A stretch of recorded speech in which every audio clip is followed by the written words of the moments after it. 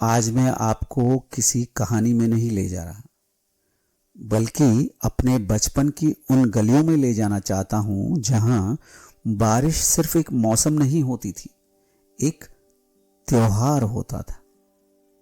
90s के बच्चों के लिए बारिश का मतलब सिर्फ पानी की बूंदें नहीं थी। बारिश का मतलब था आजादी, मस्ती और वो खुशी जिसे शब्दों में पूरी तरह कभी बताया ही नहीं जा सकता। मुझे आज भी याद है, स्कूल जाने से पहले माँ हमेशा रेनकोट हाथ में पकड़ा देती थी और कहती थी, देखो अगर बारिश आए तो रेनकोट पहन लेना।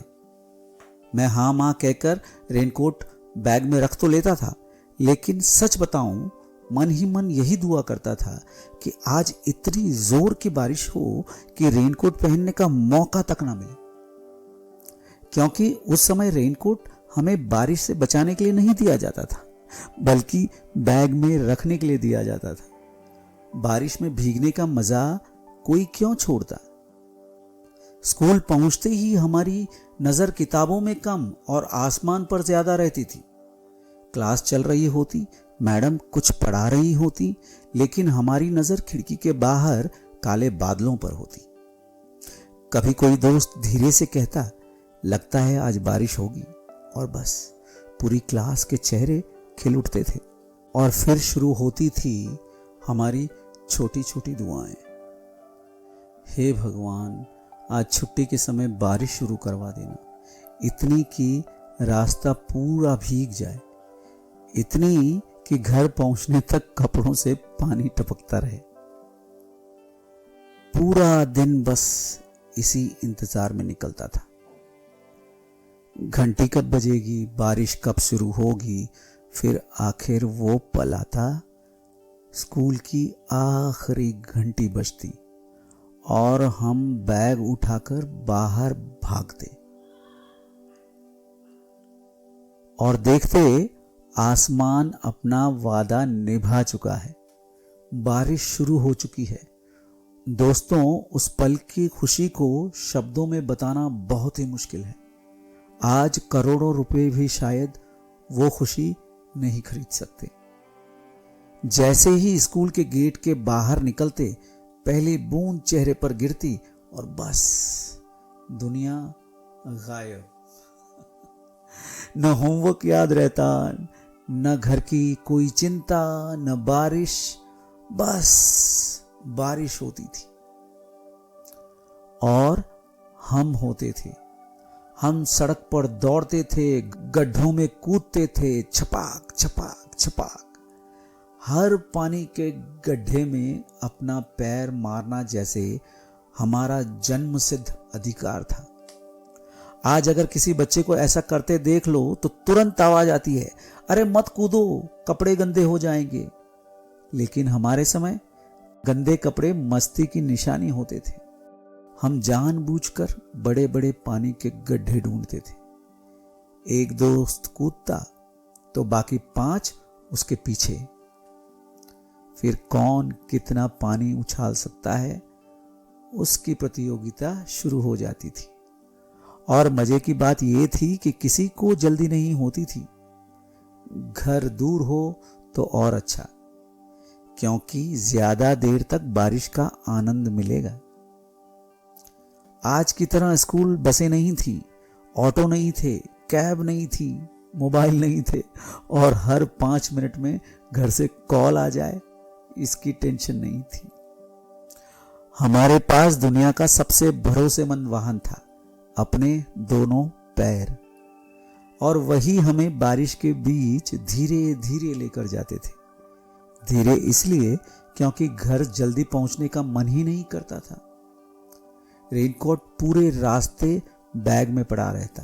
बेचारा सोचता होगा, मुझे आखिर लाया क्यों गया है, लेकिन हम उसे निकालते ही नहीं थे, क्योंकि बारिश से बचना ही नहीं था। बारिश को महसूस करना था, उसकी हर बूंद को जीना था। उस वक्त बारिश से डर नहीं लगता था, वो हमारी दुश्मन नहीं थी, वो हमारे बचपन का हिस्सा थी। पूरे साल हम उसका इंतजार करते थे, जैसे कोई पुराना दोस्त मिलने आने वाला हो। पहली बारिश की मिट्टी की वो खुशबू, अरे वाह, आज भी आंखें बंद करूं तो महसूस कर सकता हूं। ऐसा लगता था जैसे धरती ने लंबी गर्मी के बाद राहत की सांस ली हो।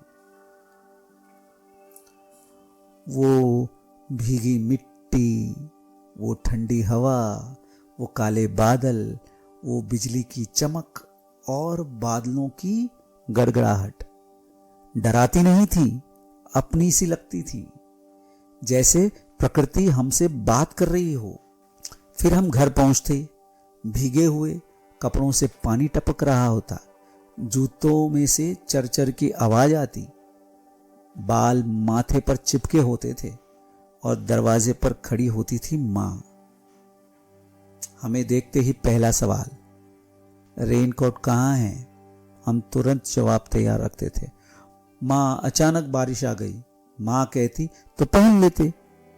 हम बड़ी मासूमियत से कहते, जब तक निकालते तब तक तो भीग गए थे, फिर पहनकर क्या फायदा? मां समझ जाती थी, उसे पता होता था कि उसका बेटा जानबूझकर भीगा है, लेकिन फिर भी वो मुस्कुरा देती थी। एक तौलिया लाती, हमारे सिर पोंछती और कहती, चलो पहले कपड़े बदल लो। उस समय मां के हाथों का वो तौलिया किसी 5 सितारा होटल की सुविधा से भी ज्यादा सुकून देता था। फिर गरम खाना मिलता था, कभी कभी पकोड़े, कभी चाय, और हम खिड़की के पास बैठकर बाहर बारिश देखते देखते खाना खा रहे होते, लेकिन मन बाहर ही होता। बारिश की हर बूंद को आंखों से पकड़ लेना चाहते थे। कई बार तो खाना खत्म होते ही फिर छत पर पहुंच जाते। बारिश हल्की हो गई हो तो और मजा। छत पर खड़े होकर दूर तक फैले बादलों को देखते, हवा चेहरे से टकराती और लगता बस यही जिंदगी है। दोस्तों, उस समय किसी ने हमें ये नहीं कहा था कि प्रकृति से डरो। हमें सिखाया गया था कि प्रकृति के साथ जीना है। आज हालात बदल गए हैं। अब बारिश शुरू होते ही बच्चों को घर के अंदर बुला लिया जाता है। मत भीगो, बीमार पड़ जाओगे, बारिश का पानी अच्छा नहीं होता, बाहर मत जाओ। और धीरे धीरे हमने एक पूरी पीढ़ी को बारिश से दूर कर दिया। जिस प्रकृति से प्यार करना चाहिए था, उससे डरना सिखा दिया। मैं ये नहीं कहता कि सावधानी नहीं रखनी चाहिए, जरूर रखनी चाहिए, लेकिन कहीं ना कहीं हमने वो रिश्ता खो दिया है जो हमारे और प्रकृति के बीच में हुआ करता था। बारिश को महसूस करते थे। आज लोग सिर्फ मौसम की रिपोर्ट देखते हैं। हम बादलों को पहचानते थे। आज लोग मोबाइल ऐप देखते हैं। हम मिट्टी की खुशबू से खुश हो जाते थे। आज एयर फ्रेशनर खरीदते हैं।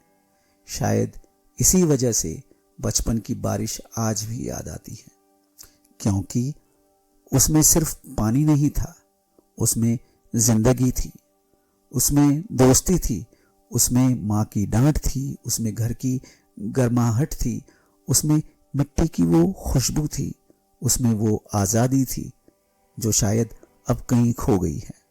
और सच कहूँ, आज भी जब कभी अचानक बारिश शुरू होती है ना, तो मेरे अंदर का वही छोटा बच्चा जाग जाता है। वो बच्चा जो स्कूल से लौटते समय गड्ढों में कूदता था, जो रेनकोट बैग में डालकर भूल जाता था, जो घर देर से पहुंचने के बहाने ढूंढता था, जो बारिश को सिर्फ देखता नहीं था, जीता था।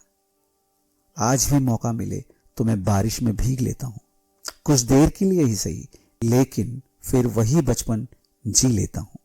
वही गलियां, वही दोस्त, वही स्कूल, वही माँ, वही बारिश और वही बेफिक्र मुस्कान। क्योंकि कुछ यादें कभी बूढ़ी नहीं होती, वो हमारे साथ उम्र भर चलती हैं, और बचपन की वो बारिश उनमें से एक है। अगर आप भी 90s के उस दौर में बारिश में भीगे हैं, अगर आपने भी रेनकोट बैग में रखकर पूरे रास्ते बारिश का आनंद लिया है, अगर आपने भी मिट्टी की उस खुशबू को महसूस किया है, तो कमेंट पर अपनी याद जरूर लिखिएगा।